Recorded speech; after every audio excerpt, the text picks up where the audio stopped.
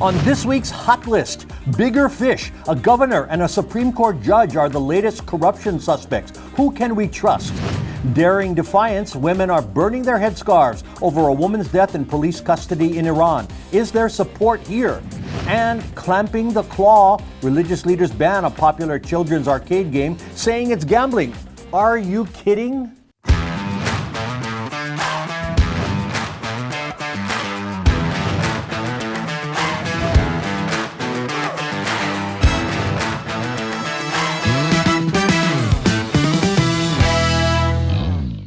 Hello and welcome. This is Hot Indonesia. I'm Dalton Tanonaka in Jakarta. Let's get to it. My co-hosts, Millie Lukito, CEO of the Mobiliari Group on the road in Yogyakarta, and Linda Ibrahim, writer and business consultant based in Jakarta. Hot topic number one, bigger fish. The news was surprising, but then again not. The Corruption Eradication Commission, the KPK, made Papua Governor Lucas Enembe a suspect last week in a 1 billion rupiah or $66,000 pay-for-play bribery case. If that wasn't enough, a separate government agency said it was investigating Enembe's deposits totaling $37 million to several overseas gambling casinos. And that was followed by the naming of 10 suspects in a bribery case at the Supreme Court, including Justice Sudraja Dimyati. The KPK said when searching his office, agents found money hidden in a hollowed-out English dictionary. You know, we last talked about corruption not too long ago involving a major business owner. Linda, to you first. The fact that the KPK continues to do its work of going after bad guys, not surprising. What's surprising are the latest high-level suspects. Agree?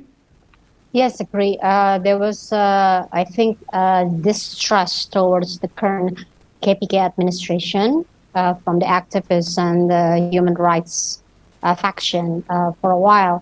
But I think, well, and to be fair, I mean, there's been cases even involving the high level of a KPK leader, Ibu Pintauli Siregar, for instance. But I think they've done quite a good job, and if they continue doing this job this way, and I think they will regain the trust of the public again soon. At my point about being surprised, I mean, this now reaches the highest level of the judiciary, a governor of an important province in this country. Well, they've done that before. The old KPK did that with, I believe, the governor of North Sumatra at the very least. And cabinet members, they've done that, but lately, I'm talking about lately. Okay. Now, in the case of the Papua governor, supporters of his have barricaded his home in Papua. The suspect himself, as of this taping, has yet to appear for questioning, claiming illness. Millie, he must go in, as even the president says, right? Oh, for sure. But this is sad, Dalton, because corruption has become sort of a chronic disease in our country. Yeah. It's very difficult to manage, let alone eradicate altogether. But this particular governor of Papua is truly a lifestyle kind of person. He likes to shop for luxury watches in Singapore. I mean, he's not such a leader in that sense, because Papua, as we all know, is one of the poorest province in Indonesia. And the way he shops, or the way his lifestyle reflects, is as if he is very ignorant towards the daily lives of the Papuan. Again, it's very sad. Yes. Yeah. If not by maybe he didn't do anything illegal, but the optics, his image is not a good one to show to his people. Yeah, that's what you're saying. Yes. The Supreme Court case, as we know, the Supreme Court is the final step in the legal process, the final appeal. Now, if the charges prove true, Linda, trust in the entire judiciary system is shaken. It's been shaken for a while now. Look what happened to that the young judge and the young prosecutor, Pinangki. Remember she got into the big corruption case a few years ago, and she just got out. I mean, she got what do you call that? She served only 2 years, I think, 3 years. Right. She got remission after remission. Shameful.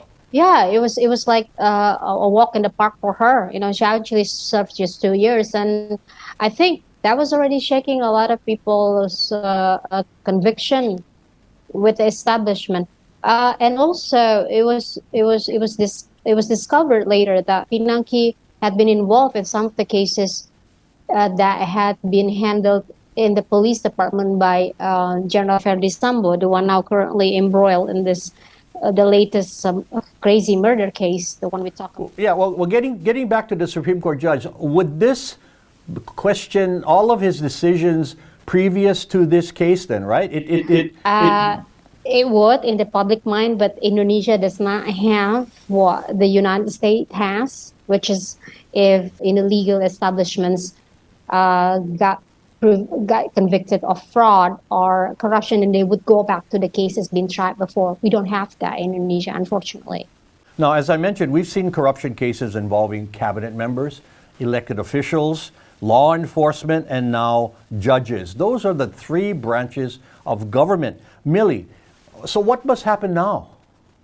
Yeah, again, corruption has become, unfortunately, sort of like well, we know that it's happening, but it's like a hush-hush. But sometimes, thanks to KPK's effective work, sometimes cases like this and more cases in the future will come up to the surface.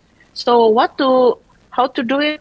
Maybe more a long-term, again, and more long-term education, morality, always, elected officials maybe have to go through a certain process so that they know how to manage themselves, or how to. Well, Millie, I think they know. I mean, they're veterans in the law. They know what they're not supposed to do and do.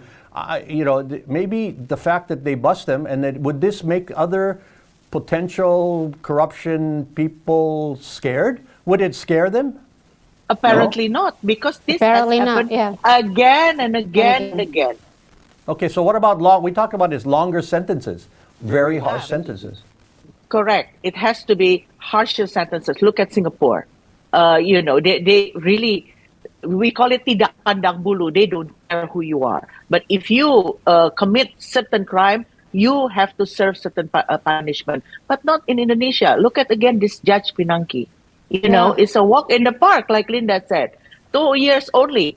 Yeah, so we're talking, but recently also they've been talking about life sentences for corruption convicts and sometimes a death penalty, but that's still few and far between.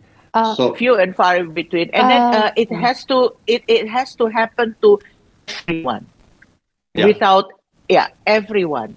And that hasn't happened yet in Indonesia. Okay, got to move on now. Hot Indo will continue shortly with daring defiance. They're burning their headscarves in Iran.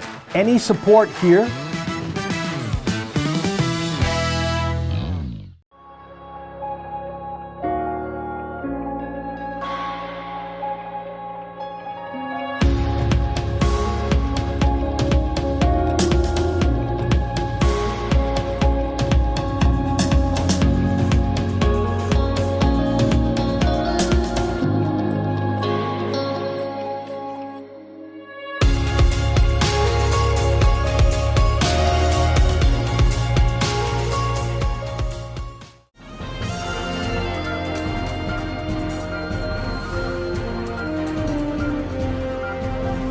Saya ingin mengumumkan kerjasama dengan The Indonesia Channel. Saya mendorong semua entitas untuk bergabung dalam upaya ini dengan mempromosikan produk dan layanan mereka di platform digital yang unik ini.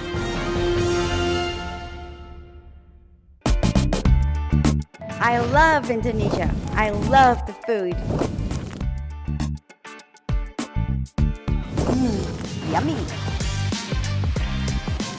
Wow. I'm gonna hunt for ingredients. Now I'm ready to cook. Let's go to the kitchen. It's done. Let's meet to eat. Foodiepedia on the Indonesia Channel.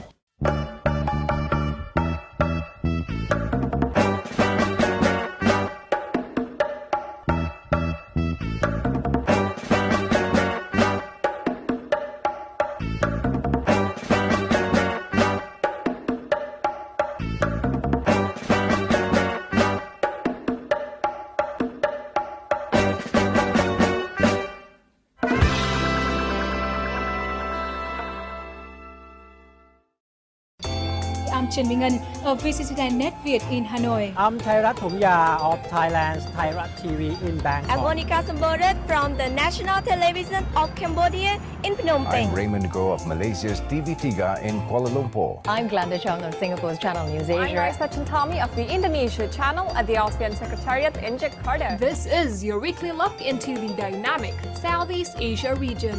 ASEAN Today on the Indonesia channel.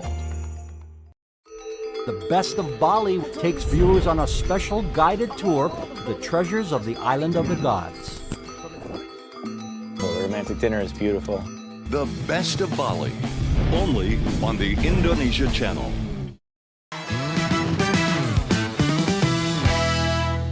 You're watching Hot Indonesia with Millie, Linda, and me. Here's hot topic number 2, daring defiance. It was a shopping trip in Tehran on September 16th for Masa Amini, visiting from the western countryside. Her group was confronted by morality police who said Amini was wearing her headscarf too loosely. After protesting and a struggle, she was taken into police custody and died.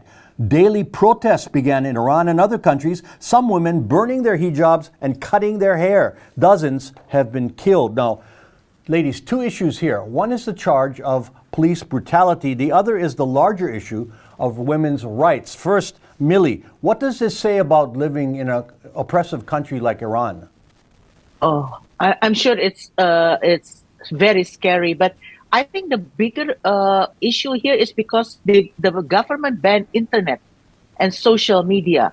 Well, that's a result of the protests. Yeah, they shut down most of the internet connections. Okay, but on the larger country, this also has happened before in China, for example. They tend to be quite oppressive, and they have rules, and sometimes the rules do not necessarily make the citizens happy, but at least the China government, they come up with solutions. For example, they ban the Chinese citizens from, let's say, Googling, but they provide their citizens with Baidu, their own version of social media. But in Iran, unfortunately, they don't. And then instead of coming up with positive, more creative solutions, they come up with more oppression. They put this, what they call morality law enforcement agency, morality police, and they give this policeman unchecked and unbalanced amount of power. So that's why this happened. Again, this is very sad because I think the Iran government has come up with a very, very negative solutions instead of a more creative solutions like what China government has come up with. Yeah, it's since 1979, Iran has gone completely the other way. It used to be one of the most open countries in that region. Now I haven't seen or heard any show of support by people here in Indonesia. Correct me if I'm wrong, Linda. I guess because here women have a choice. Yeah, it's not mandated by the government. So maybe the lack of sympathy protest because women cannot relate, Linda? Oh, no, actually, there's been some protests on social media, but by the progressive, and they're very far and few in this country. For a lot of Muslim Indonesians, they don't look at it from, for most of Muslim Indonesians, they would look at it from the rights, the human rights, women's rights point of view. They would look at it as a religious dictation, and automatically they would think that, yeah, you should wear them. If we look at our own problems, we have a lot of bylaws already in Indonesia and some of the provinces that actually dictate that. So obviously, Muslims in those areas will not side with the people in Iran protesting now because they're confused. They say, why? We have the same law here, and nobody died. But for most of moderate Muslims, yeah, we see a problem with that. So you see, when it comes to religious tenets, most of Indonesian Muslims cannot separate that from their identity, and then it will always trump against other issues like human rights or women's rights. Unfortunately, that's the case in Indonesia. Younger girls have no choice. Schools are mandating they wear it, and we've discussed that before too. Yeah, although if I may add, it has created this double life. You know, my late father hailed from Aceh, and I got cousins and nieces. The first thing they would do after the planes landed in Alsa, Aceh, was to remove their hijab. And some of them actually they stay with me. They ask, Auntie, can we remove our hijab? And I always say, I'm not your mom, you know. And you should ask your mother, because I don't want to be known as the liberal auntie that would just allow a lot of things going on. No, you know, if you're supposed to wear them and you want to wear them, you wear them. You know, if you're under legal age, you call your mom and ask. If you're above legal age, you make that decision yourself, but not because you're staying with Auntie Linda. You know, so I make that very clear to them. Okay. So now, that means there is this soft oppression actually going on as well. Yes. Oh, yeah. Ladies, let's get back to the situation in Iran. If Amini didn't die, maybe this would not have been such a global issue. If it was a case of maybe just a bad police mistake in custody, Millie, don't you think authorities should say that, and then maybe it might calm everything down? Yes, I agree. But again, for the government to actually founded this type of oppressive law enforcement agency, such and call it a morality police, I think it's out of this world. You know, this is something that is too much. We have it in Aceh. Yeah, that's why. That is such an oppressive tool used to try to manage and control society, especially women. I have no other words to describe other than a big sigh and a big disappointment. And maybe some moral support to the women fighting the fight in Iran and around the world. For sure. Okay. Sure. Linda, you know, you and I were talking earlier, and you raised a question that I'm kind of curious if you'd kind of repeat that for me, and I'd love to answer it on camera. When we were talking about the latest development in Iran, the president of Iran was coming for a UN General Assembly meeting in New York, and I think Christiana Manpur from CNN had requested a time and place, and they granted it. But then at last minute, they specifically asked if she would wear a veil while interviewing in New York. No, to my knowledge, Christiana Manpur had warned them when she was in Middle Eastern countries, but not outside Middle Eastern countries. So I wonder, Dalton, what do you think about that? Do you think Christiana Manpur did the right thing by refusing to comply, or was there any other factor in play? Yeah, I think I agree with her. You know, I worked with Christian when I was at CNN. Again, you pointed out it was in New York, so it was her turf. In the Middle East, of course, she complied. She needed to make a statement. If she had worn it, she would have been telling the women in the world that I'm bowing to rules that do not apply to me or are not in sync with my beliefs in human rights. But you know what? Let me throw this out, ladies. This is what I might have done. If she lost the interview, she could have pressed him on what's going on with the human rights in Iran. I might have sat down with them and had the headscarf on at the beginning and did the interview, did most of it, and at the end said, sir, in this moment, I want to tell you that personally as a woman, I show my support for what's going on in your country and our world, and then I would have removed it. I know it's TV, it's entertainment, but it's her right to do that, and I would be curious to see the president's reaction. I know that sounds theatrical, but it would have saved the interview and also made her point. Well, what do you guys think real quickly? I agree with you. Flippant. I agree with you, Dalton. Yes. I disagree. It would have looked flippant to me. Mm-hmm. Yeah. Well, she would have. My point is, it would have saved the interview, and it's a theatrical thing. It just went through my mind, and maybe I would have done it. But the point is, as a journalist, you want the interview, but not at all costs. And so, if you ask me yes or no, I agree with Christian. Okay, Hot Indo will continue shortly with clamping the claw. Would you consider this gambling?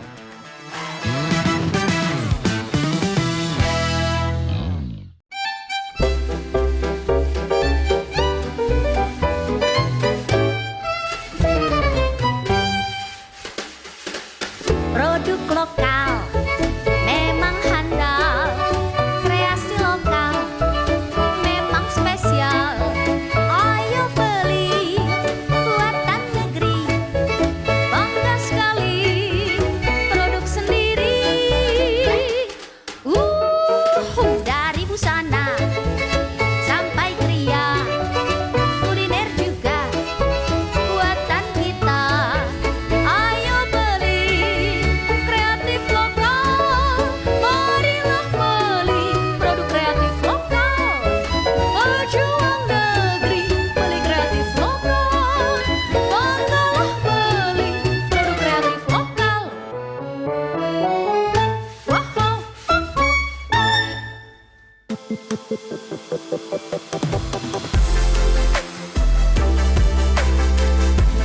I'm Caitlin Turner, and welcome to Yoga Bliss.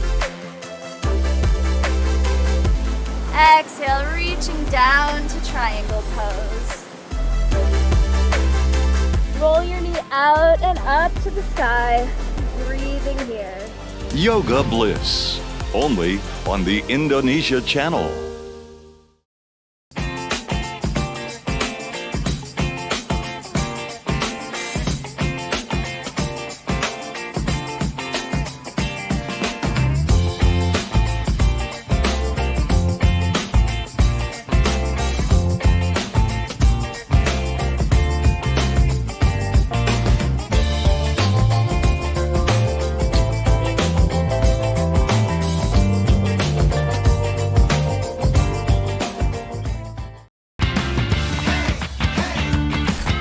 You are watching iPop Playlist.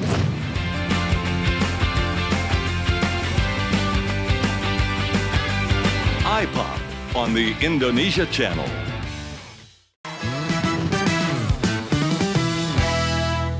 You're watching Hot Indonesia from Jakarta. Hot topic number 3, clamping the claw. They've been around for more than 50 years in Asia. Called the claw or UFO catcher in Japan, this popular game involves lowering a device that can grab a prize for the user. The Nahdlatul Ulama in Purworejo in Central Java says this is gambling and declared the claw haram or forbidden. Now it costs kids 1,000 rupiah or 16 or 6 cents per try. You know, I understand Muslim leaders wanting to prevent their kids from spending all their money, but Linda, shouldn't religious declarations be reserved for more serious matters? They have the right to do that, but to me, here's the thing. Purworejo is a county in Central Java. Population at 2020, 385,000. It's a tiny population. So, and they can say whatever they want, but they only needed to be heated by 385,000 people, which I'm guessing they're not gonna accomplish that. And their stunt. I'm calling it stunt because a lot of these edicts seem to be just like a stunt to grab attention, and their stunt was picked up by their own organizational publication. You know, would then picked up by the TIC because the TIC just picks up most things anyway. So they're not really getting a lot of traction. Beyond Purworejo. So I say let them. The kids could just get in the car and travel for 20 minutes. They're going to be outside the county, and they're going to play that. And couldn't they have left it to the parents and made it just a warning to parents? Please watch your children. Don't do these kind of things. Whatever it is, right? I think they meant to do that. I think that was the parents. They're saying because they know the money comes from the parents, right? So they're saying this is haram, so they do that for your kids. I think that's what they're trying to do. Millie, perhaps too, these kind of machines or other machines of games in arcades could be maybe restricted to adults, like cigarettes or alcohol, which are also haram. Well, come on. Again, this is, I think, too much, Dalton. Gambling, huh? Gambling, eh? Look at us in the golf course. We gamble like crazy, Okay, this hole belongs to you. This hole belongs to me. How much would you be willing to bet? Does that mean we're gambling? Does that mean we have to stop golfing? And a lot more than 1,000 rupiah. Well, 1,000, 100,000, potato. Yeah. Well, I mean, it matters to people, who don't have as much. But my point in this segment was, it's a game. It's popular. Yeah, it involves chance, but control your kids and don't give them the money to play it. I don't think we need the religious authorities stepping in on this. It is feedback time now, and Lori in Oregon in the U.S. had this to say about the bad behavior of visitors in Bali. Oh no, does not look good for foreigners at all. And Shafira posted this about our discussion on the king of fruits. My favorite durian is Durian Medan. Here's how to contact us with your feedback. Email at hotindonesiachannel.com or comment through our Hot Indonesia or Indonesia Channel Twitter, Facebook, Instagram, and YouTube pages. Final words, Millie. So this week, I'm in Jogja, and I'm happy to report that life has continued to be normal. Some people still wear masks, but many more they feel not the need to wear masks, and they already out there. They are shopping again. They crowd the city. They walk with their family. So I'm very happy to tell you all that life has gotten back to normal in Jogja, and hopefully so in the rest of Indonesia very soon. Final words, Linda. This weekend marks Indonesia getting the nod from UNESCO for cultural heritage, intangible cultural heritage, I should say. It's batik, which I'm wearing. One thing though that I want, because a lot of this has been talked about and discussed, but one confusion remains. Was it really the final product or the process that actually getting the nod from UNESCO? And I should say this to clarify to those who I never actually read it, the announcement from UNESCO. It's a technique, the hand-drawn technique of making the batik that is recognized as the intangible cultural heritage for the world. So if you have batik, whatever it is, still, this Sunday, go out and wear it. There's gonna be a lot of events going on October the 2nd, this Sunday, for that occasion. And my final words, count your blessings, not your problems. Your car could die and need expensive repairs. Your company might downsize and your job is cut. One morning you could bend over and hurt your back. Before any of these things ever happen, enjoy what you have every day. Eating well, your friends, your health. Count your blessings, not your problems. And that is Hot Indonesia for this week. For Millie Lukito and Linda Ibrahim, I'm Dalton Tanonaka. Thank you very much for watching. Please join us again next time.